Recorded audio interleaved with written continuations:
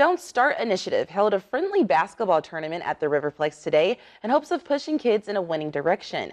This year's event paired kids with firefighters and school resource officers to play some basketball together in an effort to build community. There were also motivational speeches and songs designed to counteract messages in mainstream music that Don't Start leaders believe are violent.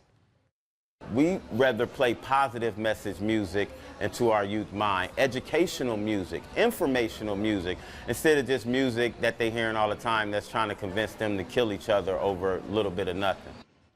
The group's goal is to keep kids from getting involved in gangs, drugs, vaping, and other similar behaviors. They use events like the one today to encourage young people to stay in school.